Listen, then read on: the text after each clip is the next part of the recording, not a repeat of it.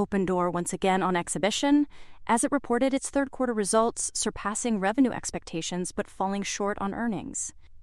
It posted $915 million in revenue, beating analyst estimates of $848.7 million, though it marked a 33.6% year-on-year decline. Despite financial setbacks, Opendoor's CEO Kaz Najatian emphasized a major strategic shift, positioning the company as a software and AI-driven business. Najatian, who joined the company in September, outlined a roadmap to profitability, focusing on transacting with more sellers, improving unit economics, and driving efficiency. Targeting to break even in adjusted net income by the end of 2026.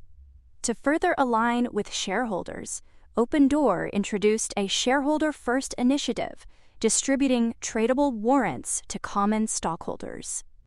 These warrants, which come in 3 series, provide an opportunity for shareholders to benefit from the company's future upside. Each warrant series is linked to performance goals, with exercise prices ranging from $9 to $17 per share. Najatian also directed attention to the launch of more than a dozen AI-driven products designed to make the home buying and selling process more efficient.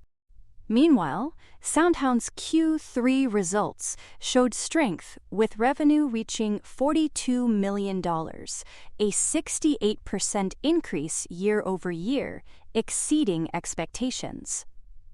Despite a GAAP net loss of $109.3 million, SoundHound remains confident in its growth trajectory, bolstered by a diverse customer base and blooming partnerships.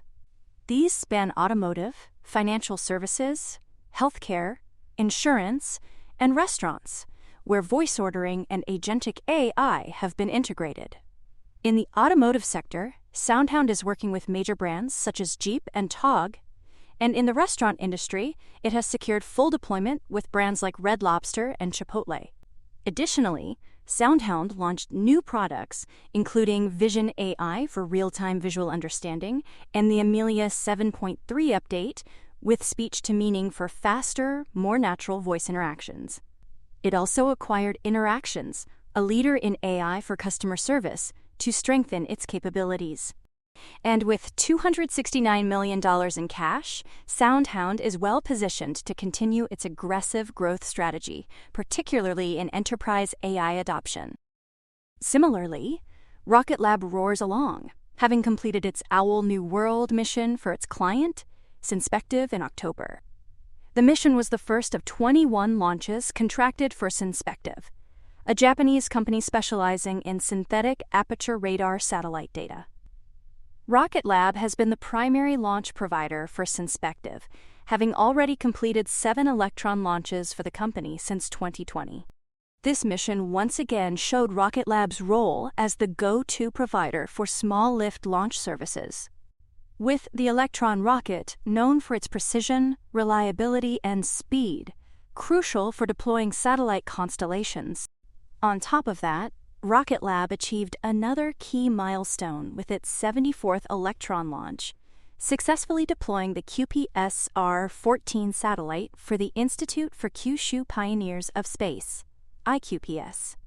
This marked the 6th dedicated launch for IQPS, cementing Rocket Lab as the leading launcher for the company's Earth imaging satellite constellation. The mission, called The Nation God Navigates, was launched from Rocket Lab's New Zealand facility, and the satellite was deployed into a 575 kilometers circular Earth orbit. Rocket Lab has now signed a multi-launch agreement with IQPS for 6 additional launches to expand their constellation. With 16 launches already completed in 2025, Rocket Lab is on track to break its record for yearly launches, further solidifying its position as a leader in the small-lift space industry. And with the upcoming debut of its medium-lift Neutron rocket, its momentum shows no signs of slowing down. That being said, there's nothing wrong with taking a rest once in a while. Airbnb would know a thing or two about that. It reported mixed Q3 results, with earnings per share of $2.21, falling short of analyst expectations of $2.31.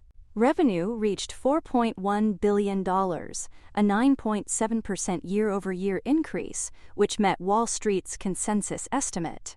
However, adjusted EBITDA margin dropped to 50%, down from 52% in the same period last year, as investments in growth impacted profitability.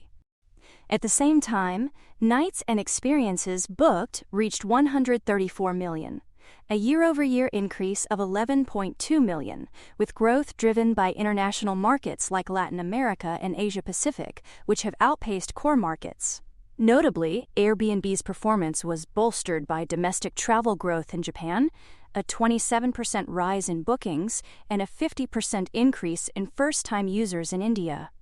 In North America, the Reserve Now Pay Later option helped boost bookings, especially as U.S. consumers continue to face inflationary pressures and economic uncertainty. For more on stocks and crypto, follow Ascencore. See you next time.